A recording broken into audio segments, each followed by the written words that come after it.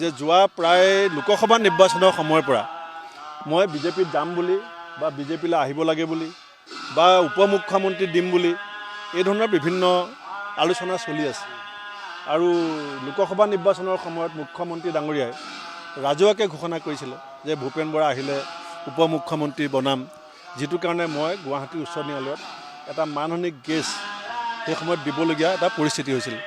আৰু মই ইতিমধ্যে বেংগলোৰত যেতিয়া ল'ৰাৰ এডমিশ্যনৰ কাৰণে গৈছিলোঁ তেতিয়া ইয়াত কিছু প্ৰচাৰ চলিছিলে যে বেংগলোৰ গৈছে তাতে চাগিলে বিজেপিত জইন কৰা। মই এষাৰ কথা কওঁ, মই এজন সাধাৰণ কৃষকৰ পৰিয়ালৰ ল'ৰা আৰু দেউতা MV স্কুলৰ হেডমাষ্টাৰ আছিলে।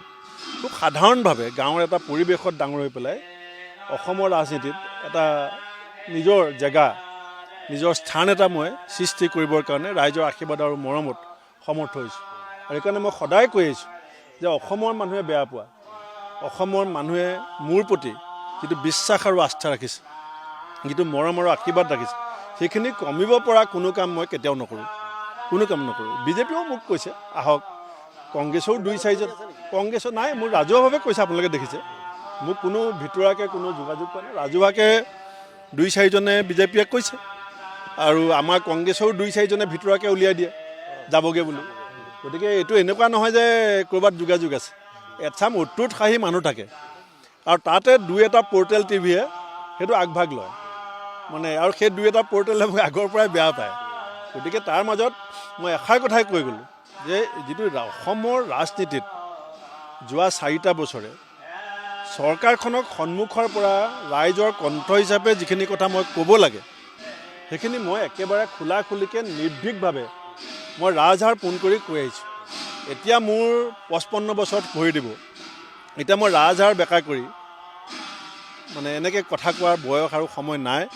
মই যেনেকৈ আছোঁ তেনেকৈ আপোনালোকে মোক থাকিবলৈ দিয়ক আৰু আপোনালোকে চাই থাকক, পৰ্যবেক্ষকৰ দায়িত্বত থাকক আৰু আপোনালোকে মোক কৈ থাকিব কি ভাল হয় কি বেয়া হয়।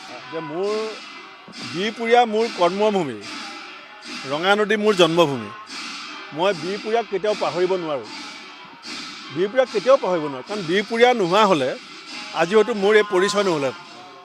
আৰু ৰঙানদী মোৰ জন্মভূমি, মোৰ 2টা জেগাৰ প্ৰতি দায়িত্ব আছে আৰু মই দেউতাই বিচাৰিছিলে যে মই ৰঙানদীৰ ৰাইজক সেৱা কৰিব লাগে।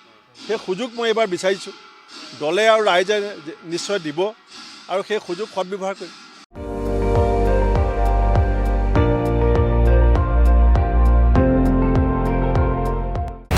আপুনি চাই আছে ND24, সৰ্বশ্ৰেষ্ঠ নহয় সৰ্বোত্তমৰ দৌৰ।